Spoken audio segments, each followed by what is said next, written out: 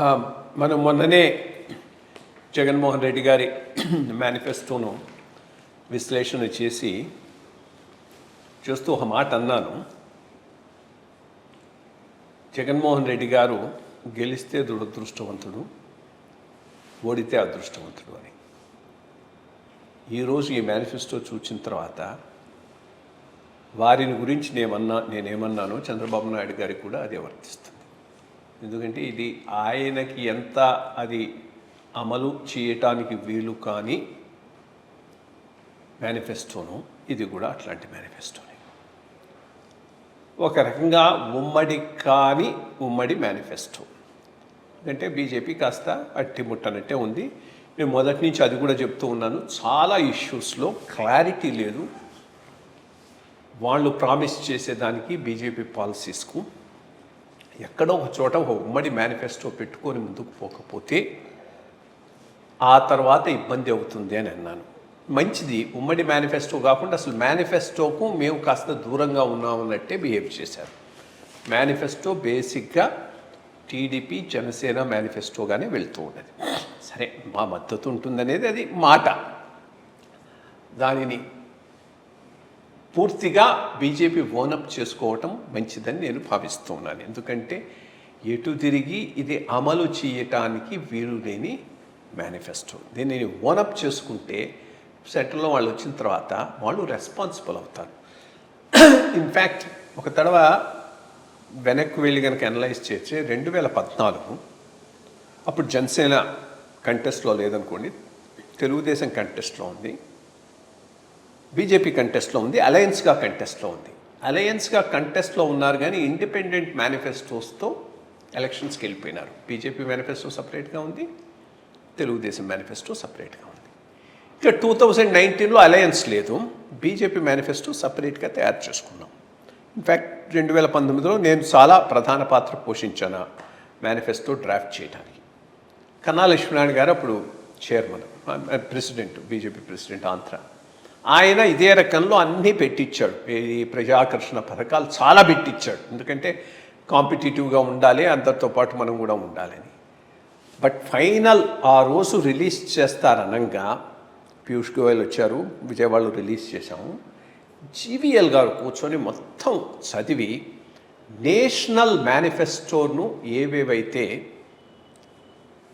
కన్ఫార్మిటీలో లేవో, ఏవేవైతే ఎడిషనల్గా ప్రామిస్ చేశారో అవన్నీ డిలీట్ చేయించి మేనిఫెస్టోను కన్సైజ్ చేసి దానితోనే పోయినాం. ఇన్ఫ్యాక్ట్ ఆ రోజు కన్నా లక్ష్మీనారాయణ గారికి కోపం వచ్చింది, ఇవి లేకుండా పోతే మనం ఎట్లా అని. బట్ అది ఒక పాలసీగా గవర్నమెంట్ బీజేపీ తీసుకుంది.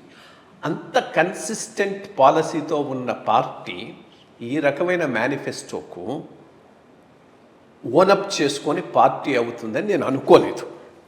అందుకనే నేను మొదటి నుంచి ఒకవేళ మేనిఫెస్టో కనుక ఉమ్మడిగా వస్తే చాలా ఇవి ఉండవనే భావించాను.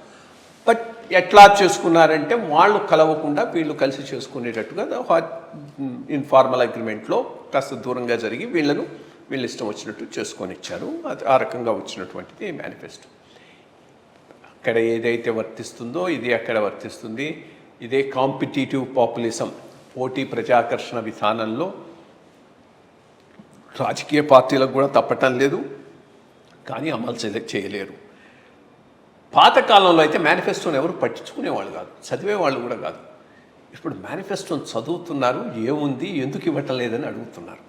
కాబట్టి మేనిఫెస్టో ఇంపార్టెన్స్ పెరిగింది, మేనిఫెస్టో రెలవెన్స్ పెరిగింది, ఆచరణ అమలు చేయగలిగింది పెట్టాల్సిన అవసరం ఎక్కువ అవుతూ ఉన్నది రాను. కానీ అట్లా కాకుండా ఏదో కొంత పెక్యూలియర్ సర్కమ్స్టాన్సెస్తో అదృష్టం కలిసి వచ్చి ఏవో 4 చేశానని చెప్పి ఆయన నేను చెప్పింది చేస్తాను, చేసింది చెప్తాను అన్నట్టు మళ్ళీ అదే కంటిన్యూ చేస్తూ దాన్ని ఎన్హాన్స్ చేసుకుంటూ ఆయన పోయినాడు. దానికి ఇబ్బడి ముబ్బడిగా వీళ్ళు ఇప్పుడు ఇచ్చారు అన్ని ఫ్రీ, అదేని బస్ ఫ్రీ అని, ఇది ఉచిత గ్యాస్ సిలిండర్స్ అని, సూపర్ 6 అని, షణ్ముఖం అని, ఇది అది అని పెట్టేసి. బట్ ఎక్కడి నుంచి వస్తాయి డబ్బులు? That again gets us back to the same question. Election commission మేనిఫెస్టోల బడ్జెటింగ్కు ఇన్సిస్ట్ చేయకపోతే ఈ రకమైనటువంటి విపరీతాలు జరుగుతూ ఉంటాయి. వీటికి ఎటువంటి ఊరికే మేనిఫెస్టోలు పెట్టడం, ఆ పైన చేతులు ఎత్తేయటం. ఇప్పుడు జగన్మోహన్ రెడ్డి గారు గెలిచినా చేతులు ఎత్తేసేదే ఆయన మేనిఫెస్టోతో పాటు. ఇటు చంద్రబాబు నాయుడు గారు పవన్ కళ్యాణ్ గారు కలిసి గెలిచినా కానీ చేతులు ఎత్తేసేటువంటి మేనిఫెస్టోయే కానీ ఇవి ఇంప్లిమెంటబుల్ మేనిఫెస్టోలు రెండూ కావు. ఎందుకనంటే వాటి బడ్జెట్లు టూ మచ్. జగన్మోహన్ రెడ్డి గారు అన్నీ ఆపి స్క్వీజ్ చేసి ఒక స్పెషల్ సర్కమ్స్టాన్సెస్లో కొంత ఎల్బో రూమ్ వచ్చింది కాబట్టి 5 సంవత్సరాలు నెట్టకొచ్చాడు. లేకపోతే 3వ సంవత్సరంలోనే కొలాప్స్ కావాల్సిన ఎకానమీ అది ఆయన చేసినటువంటి అతికి.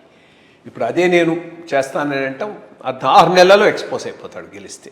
వీళ్ళు గెలిచిన 6 నెలల్లో ఎక్స్పోజ్ అయ్యేటటువంటి మేనిఫెస్టోలో కానీ ఇవి ఏ రకంగానూ ఇంప్లిమెంటబుల్ మేనిఫెస్టోలు కావు. అందుకనే చాలా ఆలోచించి నేషనల్ లెవెల్లో చక్కని మేనిఫెస్టో బీజేపీ రూపొందించింది. ఇప్పుడు దానికే కట్టుబడి ఉంటున్నది. ఇంకా ఆంధ్రప్రదేశ్ రాష్ట్రానికి సపరేట్గా మేనిఫెస్టో బీజేపీ తయారు చేయట్లేదనే విన్నాను. ఎవరినో నాకు ఇందా ఫోన్ చేసిన ఆయన అదే చెప్పాడు. సో దాంట్లో ఏంది సంక్షేమాన్ని గురించి ప్రస్తావించారు, అభివృద్ధిని గురించి ప్రస్తావించారు. అభివృద్ధిని ఫోకస్ చేస్తూ నాకు ఉన్న 4 కాస్ట్లు అంటూ ఫార్మర్సు, విమెన్, ఇవి వాళ్ళందరికీ ఫోకస్ చేసినట్టుగా చక్కగా చేశారు. అది ఇంప్లిమెంటబుల్ ప్రాక్టికల్ మేనిఫెస్టో. దానితోనే దేశమంతటా పోతున్నది. దాంతోనే బీజేపీ ఇక్కడ ఓట్లు అడిగే పరిస్థితి ఉన్నది. 1-2 అంశాల్లో కొంత ఈ జాయింట్ మేనిఫెస్టోలో ఉన్న 2-3 అంశాలు కాస్త కొద్దిగా స్ట్రైకింగ్ అనిపించాయి. వాటి గురించి మాట్లాడతాం. ఇంకో చిన్న విషయం కూడా, ఎందుకు బీజేపీ దూరంగా ఉన్నదనే దానికి ఒకటి ప్రజాకర్షణ పథకాలు, వాటికి కావాల్సినటువంటి విపరీతమైన బడ్జెట్లు, అవి ఎదురుగా సాధ్యం కావు అనేది తెలిసి ఒకటి దూరంగా ఉన్నది. రెండోది వీళ్ళిద్దరూ పాటిస్తున్న అపీస్మెంట్ పాలసీ, సంతుష్టీకరణ విధానం, విపరీతంగా minority focused, minority appeasement issues ఆ మేనిఫెస్టో నిండా ఉన్నాయి. అది అసలు బీజేపీ పాలసీ కాదు, నేషనల్ పాలసీ కాదు. కానప్పుడు దానికి బీజేపీ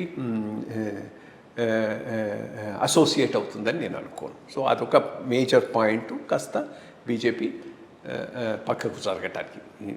ఒకటి ప్రజాకర్షణ పథకాలు తడిసిమోపడేటటువంటివి ఎడుదిరిగి అమలు చేయమనేది తెలుసు కాబట్టి, చెయ్యలేరు అనేది తెలుసు కాబట్టి దానికి సపోర్ట్ చేసే అవకాశం కూడా లేదు కాబట్టి అదొకటి. రెండోది ఈ సంతుష్టీకరణ విధానం. నాకు 2-3 కాస్త నచ్చినవి ఏంటంటే దీంట్లో ఒకటి, నామినేటెడ్ పదవుల్లో చిన్న చిన్న వర్గాలకు, కులాలకు సంబంధించిన వాళ్లకు ప్రాధాన్యం ఇస్తానన్నాడు. అది ఎప్పటి నుంచో నేను అంటున్నా, చాలా చాలా అవసరం. ఎందుకంటే చాలా కమ్యూనిటీస్ చిన్న చిన్నవి ఉన్నాయి, వాళ్ళ ఓటింగ్ మ్యాటర్ అవుతుంది, కానీ ఎక్కడ ఒక కాన్స్టిట్యుయెన్సీలో వాళ్ళు వాళ్ళ యొక్క స్ట్రెంగ్త్ మీద గెలవలేరు. అటువంటి వాళ్ళే నామినేటెడ్ పదవుల్లో ప్రిఫరెన్స్ ఇచ్చి వేయాల్సిన అవసరం ఉంది. కానీ అన్ఫార్చునేట్గా మన సిస్టమ్ ఎట్లా తయారైందంటే, టెరిటోరియల్ కాన్స్టిట్యున్సీస్లో వాళ్ళే, నామినేటెడ్ పోస్ట్లోనూ వాళ్ళే, ఆ 2-3 స్ట్రాంగ్గా ఉన్నటువంటి అగ్రకులాలకే పరిమితం అయిపోయింది. అది స్పెసిఫిక్గా దీంట్లో మెన్షన్ చేశారు. అదొక చాలా గుడ్ పాయింట్. ఇంప్లిమెంట్ చేస్తే మళ్ళీ అక్కడికి వచ్చేటప్పటికి ఏమవుతుందో తెలియదు. అదొక ఇంపార్టెంట్ పాయింట్. రెండోది, ఈ హిందూ ధార్మిక సంస్థల గురించి, వాటి మేనేజ్మెంట్ గురించి కొద్దిగా ఎలాబరేట్గా పెట్టారు. వైసీపీ దాంట్లో అసలు అది ఊరికి అట్లా మెన్షన్ చేసి వదిలేశారు. మేము ఇది చేసామన్నారు కానీ ఏం చేస్తామనేది ఏం చెప్పలేదు. సో అది కాస్త ఎలాబరేట్గా ఉంది. ఇంకోటి, వైశ్య కమ్యూనిటీకి కొంత అసిస్టెన్స్ ఇచ్చేది కొద్దిగా ఫోకస్ చేసి చూపెట్టారు. అట్లాగే మిగిలిన అన్ని కమ్యూనిటీస్ గురించి కూడా చెప్పారు. అది ఇది అన్ని కలుపుకొని చేయటం అయితే కాదు, కానీ బట్ ఎంతవరకు చేస్తారో చూడాలి. అదొక సేవింగ్ గ్రేసు. మోర్ ఇంపార్టెంట్లీ, ఈరోజు జగన్ గవర్నమెంట్లో ప్రధానమైన సమస్యలు 3-4ని కాస్త ఎక్కువ ఫోకస్ చేసి ఉంటే బాగుండేది. Bad governance. ఇప్పుడు ప్రజలందరూ ఫీల్ అవుతున్నది, ఇది చాలా అర్థాన్నమైన పాలన. So transparent, non corrupt, effective administration ఇస్తామనే దాన్ని చాలా ఫోకస్ చేసి చెప్పు ఉండాల్సిందే. అది అవసరం కూడా.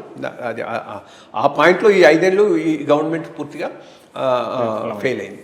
రెండోది అఫ్కోర్స్ మద్యం గురించి, దాని గురించి మాట్లాడారు. అదొక మేజర్ ఏరియా వీళ్ళు చేసినటువంటి బంగ్లేకు, మద్యము, శాండ్, బట్ అన్నిటి గురించి మాట్లాడాలి, అవన్నీ వచ్చాయి. సో ఓవరాల్గా నా దృష్టిలో రెండోది రాజధాని గురించి మెన్షన్ చేశారు. బట్ బీజేపీ స్టాండ్ హైకోర్టు కర్నూలులో ఉండాలి. సో అది కూడా ఓకే చేశారు. కర్నూలు హైకోర్టు అనేది వచ్చేసింది. ఓకే, అంటే వైజాగ్నేమో ఆర్థిక రాజధాని కిందను, కర్నూలులో హైకోర్టు పెడతామనేది కూడా వాళ్ళు మెన్షన్ చేశారు. హైకోర్టు బెంచ్ ఉంటుంది. ఎనివే ఆ పాయింట్ నేను సరిగ్గా చూడలేదు, ఒక తర్వాత చూసి చదివినా చూడవచ్చు. మామూలుగా చంద్రబాబు నాయుడు గారి right from the beginning stand ఏంటంటే కర్నూలులో హైకోర్టు బెంచ్ అన్నాడే కానీ హైకోర్టు అని అనలేదు. అందుకని ఇప్పుడు మారిందా ట్రెండ్ అంటే అది వేరే విషయం. నేను చూసినప్పుడు అది గమనించలేదు. అది దాంట్లో అదొక పాయింట్. హైకోర్టు బెంచ్ అది ఆయన మొదటి నుంచి హైకోర్టు బెంచ్ పెడతానంటున్నాడే కానీ కర్నూలులో హైకోర్టు అంటం లేదు. బట్ హైకోర్టు పెట్టాలి, అది చాలా అవసరం.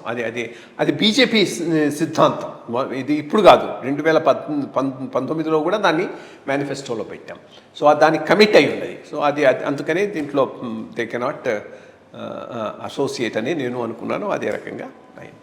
సో ఇవి బ్రాడ్గా ఈ వీటిని గురించి నన్ను అడిగితే వీళ్ళ జాయింట్ మేనిఫెస్టో గురించి నా అబ్జర్వేషన్స్. అట్లాగే ఈ ఇమాములకు కూడాను ప్రభుత్వ ఉద్యోగాలు ఇవ్వడము, ఇట్లాగా వాళ్ళందరినీ గవర్నమెంట్, ఇప్పుడు ఎండోమెంట్స్ డిపార్ట్మెంట్ ఇదంతా గవర్నమెంట్ కంట్రోల్, గవర్నమెంట్ ఎక్స్పెన్సెస్ దాని మీద అవుతున్నాయి. మొత్తం అంతా హిందూ, అది రిలీజియస్ ఎండోమెంట్స్కే వస్తుంది, కానీ అది క్రిస్టియానిటీకి కానీ ముస్లింలకు కానీ కావట్లేదు. అట్లాంటి వాళ్ళకి ప్రభుత్వ ఖజానా నుంచి డబ్బులు ఇవ్వడం ఎంతవరకు చదువు అనేది ఒకటి కానే కాదు. ఇన్ఫ్యాక్ట్ చంద్రబాబు నాయుడు గారు మొదటి నుంచి ఇది కొంత భయం ఉంది ఆయనకు, మైనారిటీ ఓట్ అని నాకు బాగా గుర్తు. వాజ్పేయి టైంలో ఒక పాయింట్లో ఎన్టీ రామారావు గారు వాళ్ళతో పాటు పోవటానికి రెడీగా ఉన్నాడు. అప్పుడు కూడా అది ఎన్డీఏ అని అనుకుంటా. ఈయనే గట్టిగా అడ్డుపడ్డాడు, దీంతో మనకు మైనారిటీ ఓటు పోతుందని. సో ఆ ఫిక్సేషన్ బాగా ఉంది. ఈ ఫిక్సేషను హిందూ ఓటు కన్సాలిడేట్ కానంత వరకు ఈ పార్టీలన్నీ, especially regional parties, minority appeasement మీదనే పోతుంటాయి, సంతుష్టీకరణ. దాంట్లో భాగమే ఎలాబరేట్గా దాని గురించి రాయటం, మిగిలిన వాళ్ళ గురించి హిందుత్వాన్ని గురించి విస్మరించడం. హిందూ చార్టర్ పెట్టుండాల్సిందే. దాంతోపాటు యాక్చువల్లీ ఎండోమెంట్స్ డిపార్ట్మెంట్ పరిధిలోంచి మన హిందూ టెంపుల్స్ అన్నిటి కూడా పక్క పెట్టేస్తే కూడా దాని మీద ఒక ఎగ్జామిన్ చేస్తామన్న ఒక పాయింట్ పెట్టున్నా చాలా బాగుండేది. At least as a starting point. అది కూడా లేదు దీంట్లో. ల్యాండ్ టైటిలింగ్ యాక్ట్ని రద్దు చేస్తానన్నాడు. ఎందుకో మరి అంత అర్లీగా దాని మీద రియాక్ట్ కావాల్సిన అవసరం లేదని నేను అనుకుంటున్నాను. సాధ్యాసాధ్యాలు పరిశీలించి ఒక నిర్ణయానికి వస్తామని ఉంటే బాగుండుండేది. Because civil disputes arising out of land is real. వాటికి ఎక్కడో చోట పరిష్కారం సాధించాల్సిన అవసరం ఉంది. బట్ చాలా వరకు ల్యాండ్ ఇష్యూస్లో నీకు రావు, వచ్చినవి కొన్ని ఉన్నా కానీ అవే సబ్స్టాన్షియల్గా ఉంటాయి. సో మొత్తం అంతటినీ కాకుండా ఎక్సెప్షన్స్ని ట్యాకిల్ చేసే విధంగా దీన్ని ఏమైనా మోల్డ్ చేయొచ్చా, బట్ కొంత ఆలోచించి నిర్ణయించాల్సిన విషయమే కానీ జస్ట్ లైక్ దట్ వదిలేసే విషయం అయితే కాదు. అది టైటిలింగ్ అంటే యాజ్ ఇట్ ఈస్ ఎవరికి ల్యాండ్ మీద టైటిల్ లేదు. So anybody can put a court question and drag it. So దానిని ప్రివెంట్ చేయడానికి ఇది ఒక రకంగా ప్రజలకు మంచిదే. బట్ అన్ని చోట్ల కూడా ఇది ఇష్యూ కాకపోవచ్చు. అయిన చోట్లలో చేసేది ఎవరైనా కనుక we want a land title అన్న చోట్ల ఎంక్వైరీ చేసి ఆ సర్టిఫికేట్ ఇచ్చే విధానం అయితే బాగుంటుంది. బట్ ఐ థింక్ దాని మీద అంత త్వరగా మేనిఫెస్టోలో పెట్టి రియాక్ట్ కావాల్సిన అవసరం అయితే లేదని నేను అనుకుంటున్నాను. అండ్ దెన్ ఇది నేషనల్ పాలసీ కూడా, నేషనల్ పాలసీ. బట్ అట్లా నేషనల్ పాలసీ అయినప్పుడు మరి బీజేపీ దానికి ఇక్కడ